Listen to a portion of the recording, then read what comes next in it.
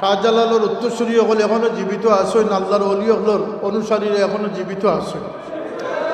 যদি কোনো খারিজি ওহাবি হলর পায়তারা হইয়া থাকে, কোনো আকিদাগত দ্বন্দ্ব সৃষ্টি হয়, তাহলে ই জমিন আহলে সুন্নতর মানুষে ই মাজারের হুম্মত রক্ষার লাগিয়ে জান কুরবান করতে প্রস্তুত আছে। আমরা দেখি আর যে মা থাকি অনেক সময় মাসির দরদটা বেশি দেখা যায়। মাজার সুন্দর হইতো, মাজার নিয়মতান্ত্রিক হইতো, মাজার ব্যবস্থাপনাত খাদিমগুলোরও গুরুত্ব আছে, ম্যানেজমেন্টেরও গুরুত্ব আছে, প্রশাসনেরও গুরুত্ব আছেন না, আছে না? সব দিক বিবেচনা করি একটা সুন্দর সমাধানের পথ আমরা আশা করব।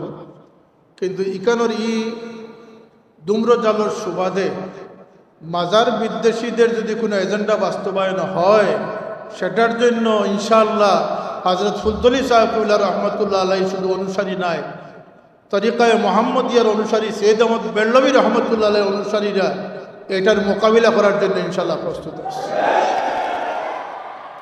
আমার কথাটা খুব সুস্পষ্ট, আমরা সুন্দর সংস্কার, উন্নয়ন সব কিছুর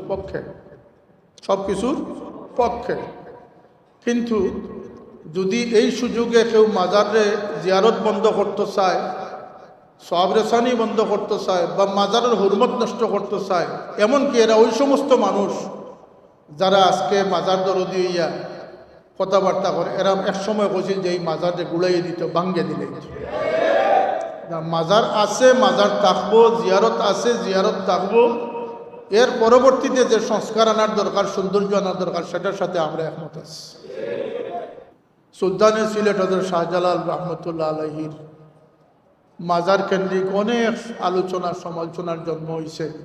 আল্লাহ শাহজালাল রহমতুল্লাহ আলাইহির ইজ্জত হুরমতরে বাকি রাখুক, হেফাজত করুক, সবে হোক, আমিন। এবং এই মাজারের সংস্কার, উন্নয়ন,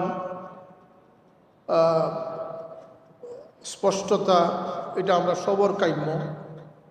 এখানে আরো ব্যাপক খেদমতের সুযোগ থাকলে সেটারে কাজে লাগানি আমরা সবর কাম্য না নি এটা।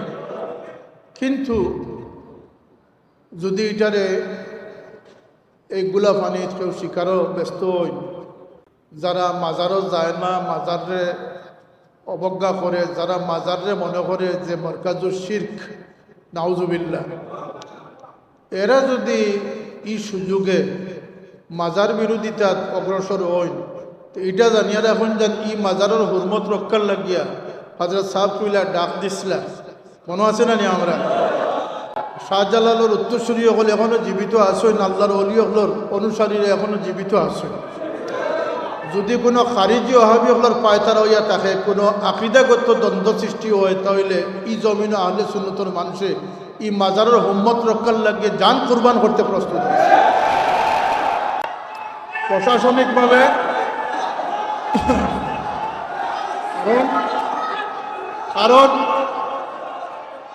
কারণ আমরা দেখি আর যে মা থাকি অনেক সময় মাসির দরদটা বেশি দেখা যায়। মাজার সুন্দর হইতো, মাজার নিয়মতান্ত্রিক হইতো, মাজার ব্যবস্থাপনাত খাদিমগুলোরও গুরুত্ব আছে, ম্যানেজমেন্টেরও গুরুত্ব আছে, প্রশাসনেরও গুরুত্ব আছেন না, আছে না? সব দিক বিবেচনা করি একটা সুন্দর সমাধানের পথ আমরা আশা করব। কিন্তু ইকানোর দুম্রজালর সুবাদে মাজার বিদ্বেষীদের যদি কোনো এজেন্ডা বাস্তবায়ন হয়, সেটার জন্য ইনশাআল্লাহ হযরত ফুলতলি সাহেবুল্লাহ রহমতুল্লাহ আলাইহি শুধু অনুসারী নাই, তরিকায়ে মোহাম্মদিয়ার অনুসারী সৈয়দ আহমদ বেল্লভী রহমতুল্লাহ আলাইহির অনুসারীরা এটার মোকাবিলা করার জন্য ইনশাআল্লাহ প্রস্তুত আছে। আমার কথাটা খুব সুস্পষ্ট, আমরা সুন্দর সংস্কার, উন্নয়ন সব কিছুর পক্ষে।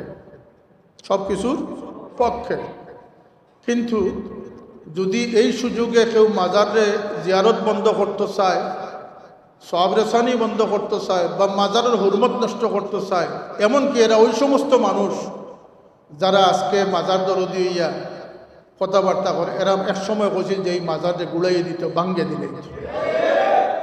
মাজার আছে, মাজার থাকবো, জিয়ারত আছে, জিয়ারত থাকবো। এর পরবর্তীতে যে সংস্কার আনার দরকার, সৌন্দর্য আনার দরকার, সেটার সাথে আমরা একমত আছি। আর আমি মনে করি যে এই সমস্ত যে প্রেক্ষাপট ঘটিয়া যার এটার সাথে মাজারর উন্নয়নের ভাবনার কোনো সংশ্লিষ্টতা নাই। এটা প্রশাসনিক একটা ব্যবস্থাপনা, সেটা হতেও পারে নাও হতে পারে।